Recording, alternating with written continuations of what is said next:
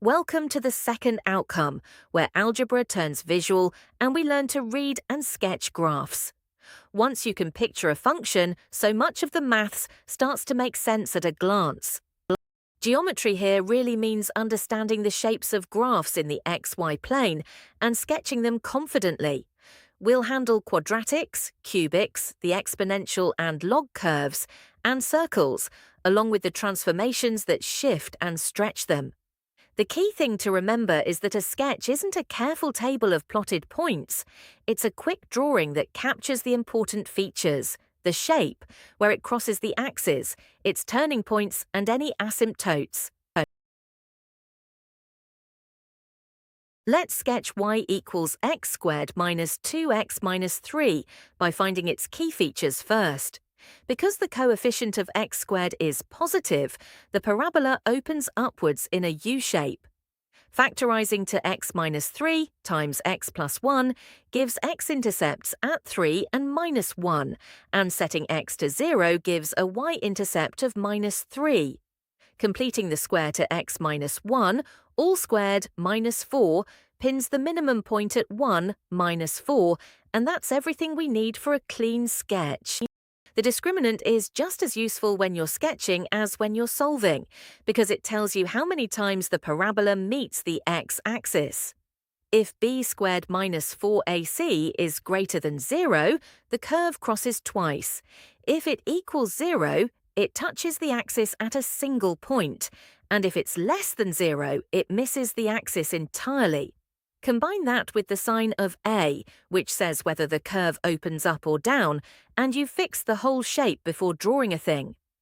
Let's see that in action with y equals x squared minus 6x plus 9. The discriminant is minus 6, all squared, minus 4 times 1 times 9, which is 36 minus 36, exactly 0. A 0 discriminant means the curve touches the x-axis at one repeated root, and factorizing to x minus 3, all squared, shows that root is x equals 3. So the vertex sits right on the axis at 3, 0. The parabola opens upwards, and the whole curve rests on or above the x-axis. Beyond quadratics, cubics have a characteristic S shape and can cross the x-axis up to 3 times.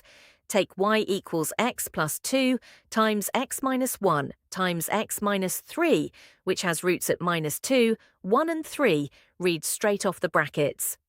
Because the leading term is positive, the curve rises for large positive x and falls away for large negative x. Reading the shape from the factorized form like this is far quicker than plotting a table of points. The exponential and logarithm graphs are a mirror image pair well worth knowing by heart. The curve y equals e to the x passes through 0, 1, stays always positive, and shoots up steeply. With the x-axis as an asymptote, it approaches, but never touches. Its partner, y equals the natural log of x, passes through 1, 0, only exists for x greater than 0, and has the y-axis as its asymptote. Reflect either one in the line y equals x, and you get the other. Transformations let you build new graphs from ones you already know, without plotting anything fresh. Adding a outside the function f of x plus a slides the whole graph up. Multiplying a times f of x stretches it vertically. Changes inside the bracket affect the x direction and, a little counterintuitively, work the opposite way to their sign, so f of x plus a shifts the graph left and f of ax squashes it horizontally. The rule of thumb: inside the bracket means horizontal, outside means vertical.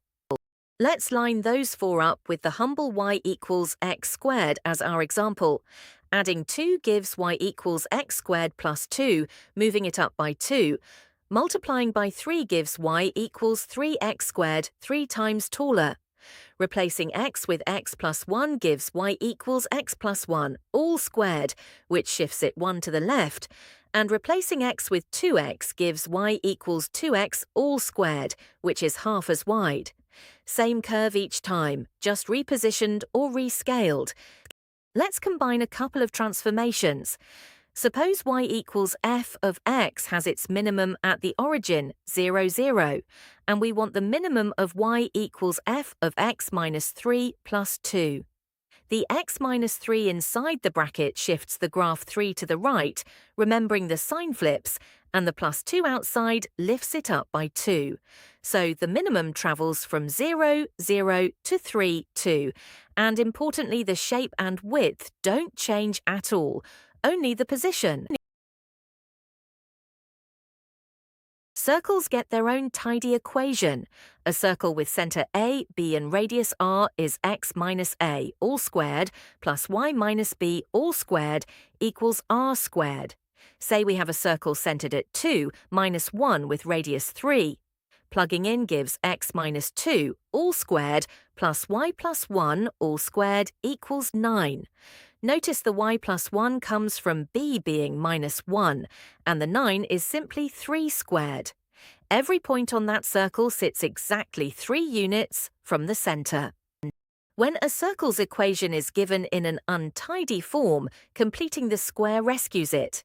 Take x squared plus y squared minus 4x plus 6y minus 3 equals 0.